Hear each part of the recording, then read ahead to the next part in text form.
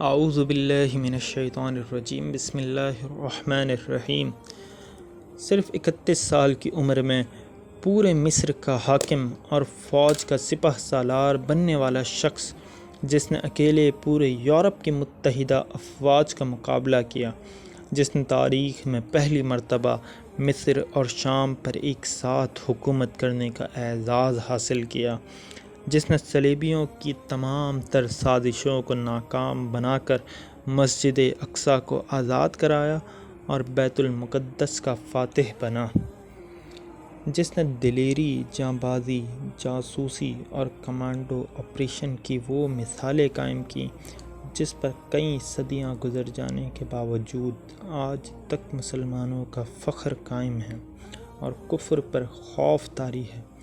بڑے بڑے یورپی مورخ ان کارناموں پر آج تک حیران ہیں جو سلطان صلاح الدین ایوبی نے کئی صدیاں پہلے سر انجام دیے تھے۔ محترم ناظرین، آپ دیکھ رہے ہیں صدیقی گلوب اور میں ہوں آپ کے ساتھ نجف صدیقی۔ آپ اس وقت سلطان مصر و شام سلطان صلاح الدین ایوبی کی زندگی کے بارے میں ایک تفصیلی ڈاکیومنٹری سماعت فرما رہے ہیں۔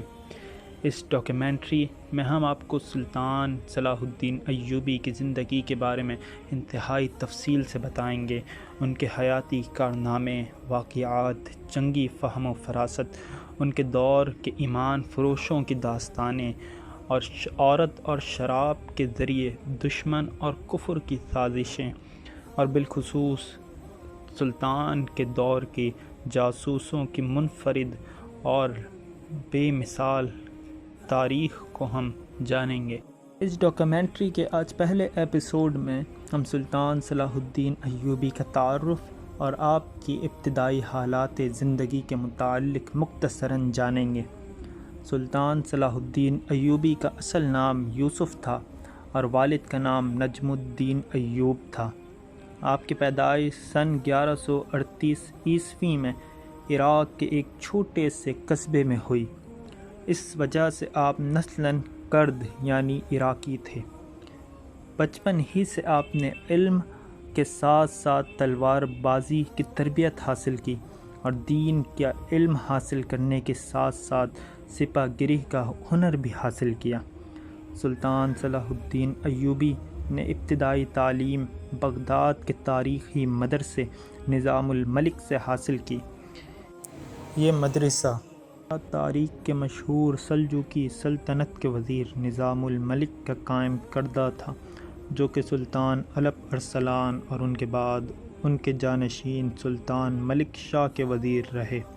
اس مدرسے میں امام غزالی اور ابو اسحاق شیرازی جیسے استاذوں نے تدریس کی اور شیخ سعدی اور شیرازی جیسے طلباء اسی مدرسے سے دستار علم حاصل کر کے نکلے۔ اس مدرسے میں سلطان صلاح الدین ایوبی نے ابتدائی تعلیم حاصل کی، لیکن سلطان نے دینی تعلیم حاصل کرنے کے ساتھ ساتھ فن سپہ گری بھی سیکھی اور سلطان نور الدین زنگی، جو کہ سلطان صلاح الدین ایوبی کے چچا تھے، ان سے سیاست، جنگی چالیں اور ملک کے انتظامات کو سنبھالنے کی تربیت حاصل کی۔ تاریخ اسلام کا یہ جانباز سپاہی علمی اور فنی صلاحیتوں سے بہرہ ہو کر اپنے چچا نور الدین زنگی کی سرپرستی میں کئی معرکے لڑا اور پھر اپنے چچا شیر کوہ کے ساتھ مل کر مصر کو فتح یاب کروایا اور مصر سے فاطمی سلطنت کے اندھیرے کو ختم کرنے کی بنیاد رکھی۔ لیکن شیر کوہ کے جلد ہی انتقال کر جانے کی وجہ سے مصر کی تمام تر ذمہ داریاں صلاح الدین ایوبی کے کندھے پر آ گئیں اور سلطان نور الدین زنگی نے صلاح الدین ایوبی کی صلاحیتوں کو دیکھتے ہوئے انہیں صرف 31 سال کی عمر میں ان کی جوانی ہی کے دور میں مصر کا حاکم کل اور فوج کا کمانڈر ان چیف بنا دیا۔